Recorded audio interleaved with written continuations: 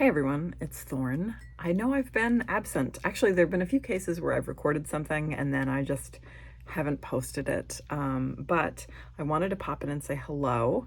And already I want to I want to start by apologizing personally to my friend Marcus, who teases me that I'm incapable of doing anything on the internet without wet hair. I want to assure everybody that I'm freshly showered. Just pretend to get ready with me, except I'm not actually getting ready. I'm just drinking black coffee out of a cat mug. This is fine, right? This is like what all the girlies are doing on TikTok, right?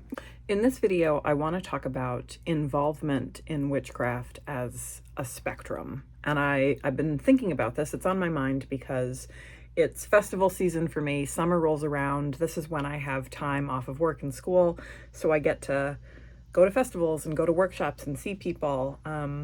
Lots of new books are coming out over the summer. I've got witchcraft on my brain over the summer. And one of the things that strikes me every time I go to any kind of magical, pagan festival, whatever, is that, man, participating in witchcraft and magic as a whole, paganism as a whole, but here we're talking about witchcraft because we're witches.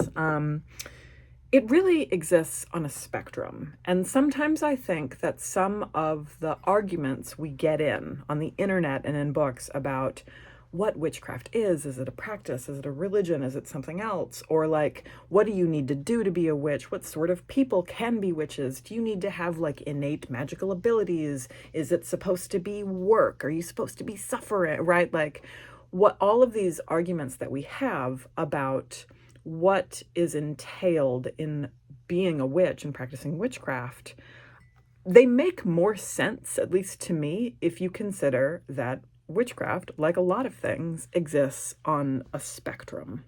By which I mean you can be more or less involved in it and involved in it in different ways, and your involvement, wherever you fall, is going to impact what you think witchcraft is and what it can do and how it moves in your life and how other people should or shouldn't be practicing it. Before I dive in and start probably rambling at you, buckle up.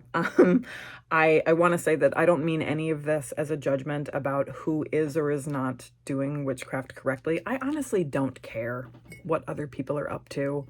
Overwhelmingly, most of the time, I don't care. A lot of the fights that people have about language and practice, I feel like I've been around long enough and seen enough things, and I'm frankly too self-involved to really be deeply invested in what other people are up to. So please don't read any of this to mean that I think some people are like too casual or not taking it seriously or doing it wrong. I don't think about that at all because I don't actually care all that much about what other people are up to.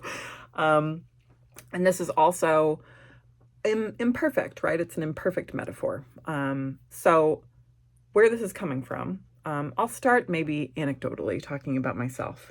So I, as those of you who know, who followed me for a long time, maybe you've read my books, I am a Gardnerian witch priestess, which means that I'm initiated into a particular tradition. This particular tradition has various kinds of protocol and expectations, both at a coven level and at a tradition level. And even what those things are is debatable within and around the tradition. But I see what I do, my personal practice of witchcraft, is very much one of priesthood, which means that I see it as, I don't love the language of calling for all kinds of reasons, but it's useful here, okay? I see it as a commitment, an obligation. It's not something that I can walk away from the way I can walk away from a lot of other things in my life. That's not to say that you can't leave once you're right. I'm just saying that, like, me personally as an obligation, that's something that I feel really deeply. Aside from the oaths that I made within the coven that initiated me, to the gods that I worship, as a high priestess in a coven, I also have obligations to the people in my coven and the people who are now downline to me. And those things never go away. Those things don't go away regardless of what job I have or where I live or how I'm feeling that day or if I'm depressed or whether or not I brush my wet hair on the internet. Like, those things always exist. And for me, that's a really central component of my very religious practice of witchcraft. Okay. Um, and to me, those obligations are their core, right?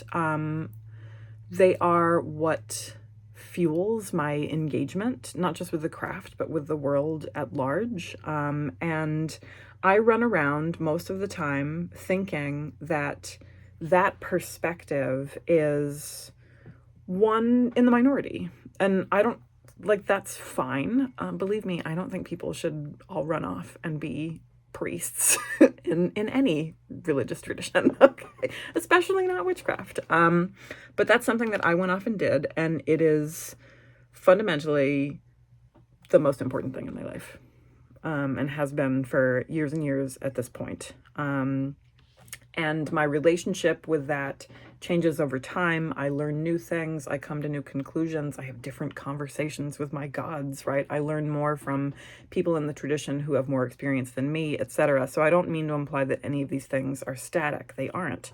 But my experiences as a witch are necessarily going to be different than somebody who says that their witchcraft is...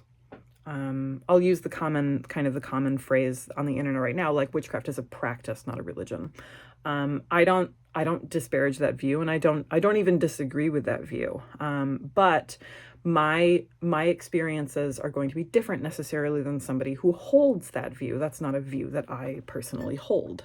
And even within the category of like witchcraft as a religion, you still see variation, right? You can think that witchcraft is a religion, and you can think of your practice of witchcraft as religious without necessarily identifying as a priest, working with a coven, having oaths to anybody else or anything else. And that's where it gets kind of messy.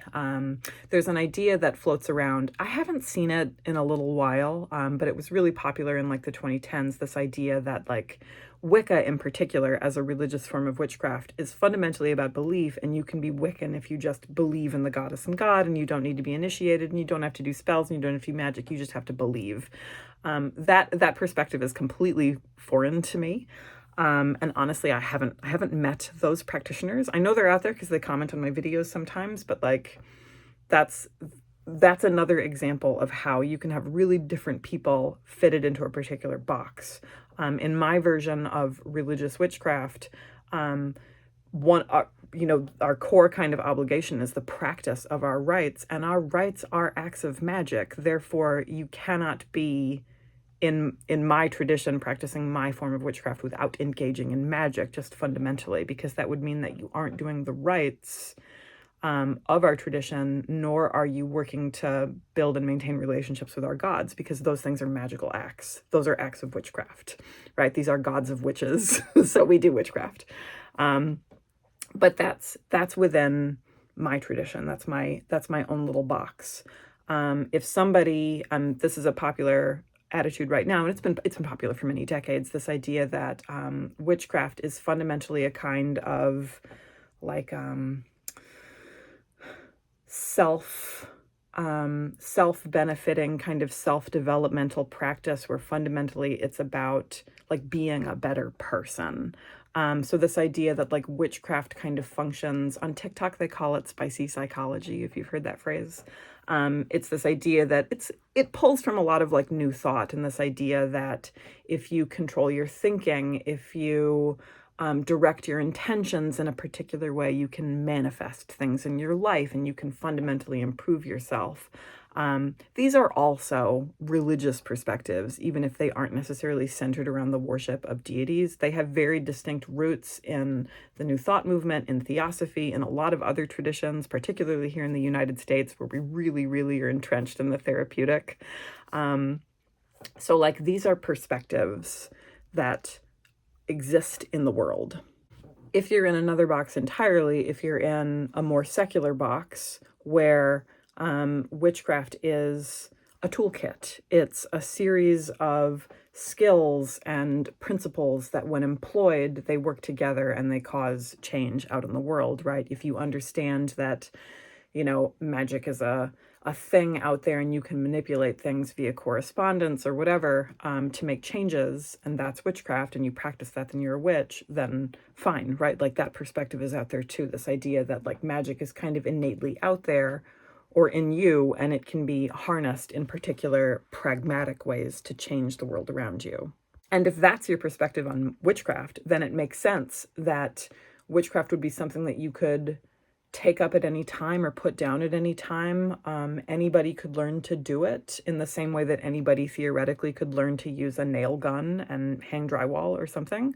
That is a really prevalent attitude. I think that that's an attitude that's growing, and it's an attitude that's always been there. I don't mean to imply that it's new, but I think that in previous decades, particularly in witchcraft publishing, where the idea that witchcraft is religion has been so at the fore, so just like pushed in everybody's faces for lots of mostly political reasons, honestly.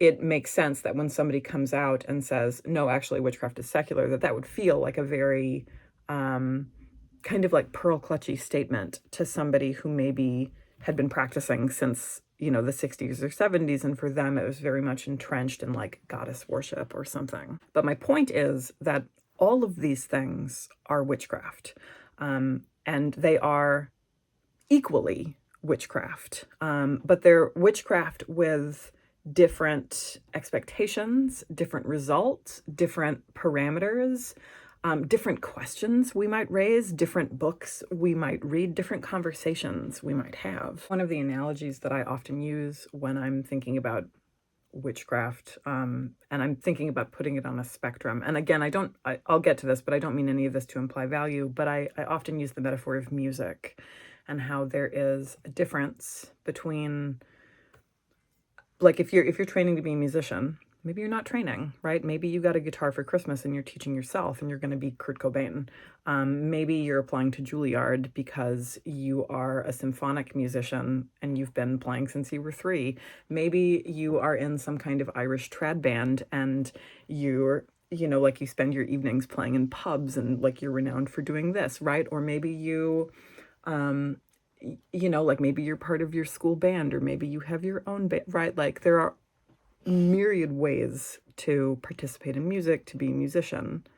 And all of those things are equally music, but they all require really different levels of involvement, really different practice routines, and there are really different expectations for the people who are making that music. And we could sit here as consumers of music and we could have fights over like which music is better or who's better at playing the guitar, right? Somebody who teaches themselves and goes out and, plays shows and does something really innovative because, they were unrestrained by training, or somebody who maybe goes through a classical program, learns classical styles of guitar and like always plays within that framework and spends their whole life doing that. These are different ways of playing music and different ways of consuming music. And guitarists do this, right? On the internet, they fight over like whether or not you really need lessons. And it's kind of an asinine argument because lessons don't even ensure that you become one kind of guitar player versus another. But we try to place value on both playing music and consuming music based on like what we think makes a real musician. And we get in trouble doing that really quickly. Somebody who's consuming music often doesn't know what goes into learning how to play it at all, right? So all of this kind of ceases to matter anyway. Can you recognize a trained guitarist versus somebody who's taught themselves?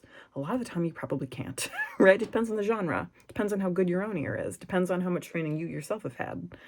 And it doesn't mean that one thing is better than the other. They're just different. I think witchcraft works in really comparable ways. It's not a perfect metaphor, but there are a lot of different ways to be a witch, and they have different things that go along with them, right? Are you involved in a training coven where you have assignments and expectations and various kinds of tests and ordeals, and somebody telling you, no, that's not right, do it this way? Does it take years and years, right? And the expectation is that you go off and you start your own coven? Or Are you DIYing it? Or are you participating in an ancestral tradition, maybe something that's been passed down to you, right? Maybe you're doing something that's hundreds of years old and is located only within your family or your region, your bloodline, right? Like all of these are different ways of engaging in witchcraft. And somebody from the outside who isn't familiar with these spaces may or may not know the difference, may or may not know what they're looking at. Magic itself may work differently, but are the results out in the real world necessarily distinguishable from one case to the next? Well, sometimes, maybe not. Who knows? It probably depends on who's looking, right? More so, I think it depends on what your expectations are as a practitioner, as somebody who is a priestess in a specific tradition serving particular gods. I have very different goals than somebody who's maybe working magic because they want to get a different job or live a different kind of lifestyle or have different, you know what I mean? Like these are very different expectations and desires behind why we're doing witchcraft at all. So the reason I'm bringing all of this up, aside from just pointing out that it makes a lot of our fighting kind of ridiculous, right? We just have to look at where we're standing and what our expectations are and what we think witchcraft is, right? And then the fighting just becomes kind of moot, right? I'm bringing it up because as somebody, if you're interested in practicing witchcraft, or if you're interested in improving at witchcraft or whatever it is, whatever your goals are, the first thing I think is to figure out where you are on whatever that spectrum is, because that's going to mean that you need different tools, different types of mentors, different types of resources. And none of those things are necessarily better or worse than anything else that's out there. But when you're aware of those things, that's the first step to answering those questions. What do I need to do to be a witch? Right? What do I need to know? What book should I read? What should my altar look like? All of those questions that float around in beginner spaces, they all have really different answers. And you'll hear folks, I hear this all the time, right? You'll hear this in beginner spaces and in responses to books, right? I see it in reviews where people say, there's so much conflicting information out there. I don't know who's right. I don't know who should actually listen to. This person over here is full of shit or whatever, right? Like, but often what's actually happening is we haven't first established what our goals and expectations are and where we want to fall on the spectrum. I'm going to give very different advice to somebody who is looking to engage in a form of practical magic because they want to improve, like, very tangible things in their life immediately, versus somebody who is bent on joining a priesthood, right? Who thinks that witchcraft is a religious act and they want to engage in the worship of a particular deity, right? Or they want to, they want to do something with like the development of their soul across lifetimes or whatever the perspective is. Because of course there's multiple religious perspectives within witchcraft. But I think the first thing people have to do is sit down and figure out, am I trying to just like teach myself some chords in my bedroom? Is my goal to start a band, or am I, applying to music school, right? Like those are different things. Am I playing jazz? Do I wanna do the singer-songwriter thing? Do I want a rock band, right? Different instruments, different method, but different everything, depending on what your goals are. Witchcraft works very much the same way. So just some things to think about as we explore, but also as we engage with each other.